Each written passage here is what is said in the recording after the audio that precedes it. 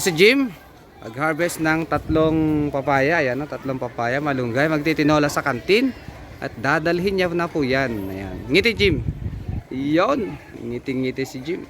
0.5 syempre. Ayan si Pare Arsen. Pare, anong lutong gagawin mo dyan sa talong? Sinigang? Ito pare, gagawin kong sinigang sa pakbet. Pakbet. Ito, para sa monggo naman to. Para sa monggo. Monggo. Ayan si Pare Arsen. Siyempre bukas ay Monggo Day. Monggo Alam Day. niyo na. Yan, Monggo Day is Friday. Friday, no? Yeah. Okay, 1, 2, and... I-harvest tayo ng malunggay, lugbati, tsaka talong. Ayan. Sarap-sarap na lang ating ulam ngayon.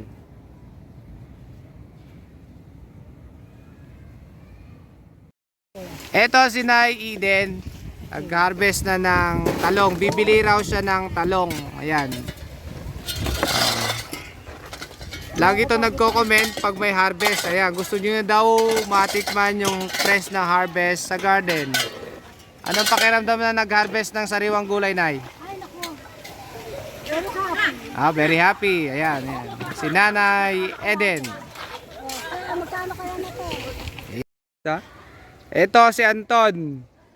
Ayan, nag-harvest siya ng talong. Mamaya daw hapon, magdidilig daw siya. Ayan, ready and yan, nag-harvest siya ng talong. Anong gagawin mo dyan, Anton? Laga sa tsaka prito. Laga tsaka prito. Ayaw mo ng torta? Ganun na yun, sir. Ganun na rin, torta. Okay. Ma'am Jay, anin mo yung talong? Anong gagawin? Anong gagawin mo dyan? Torta. Yung salada. Salada. Yes. Ikaw pa, Maya? Salada at saka torta. Salada tsaka torta. Parang kopyahan pa kayong dalawa. Ayan. Anong pakiramdam ng mag-harvest ng sariwa? Ay, masarap. Matamis. Lalo kapag ano. Manamis-namis. Ayan. Libre. 1, 2, 3. Yeah. Anong gagawin mo dyan, Ma'am Mika? Bakit may interview? Wala, syempre kailangan yun. Torta. Torta, ikaw, Ma'am Mika. Torta? Torta lang, sir. Ano pakiramdam pagka presyong hinaharvest? Masaya, sir. Tipid. Tipid. Diba? Oo, tama. Ready? And wala pa eh. Gusto mo naman eh? Sir, layo-layo na ako konti. Sir. Layo na nga ako eh. Bakit hindi naman kayo dito eh? 1, 2, 3. Ito si Ma'am Eve. Anong luto niyan, Ma'am Eve?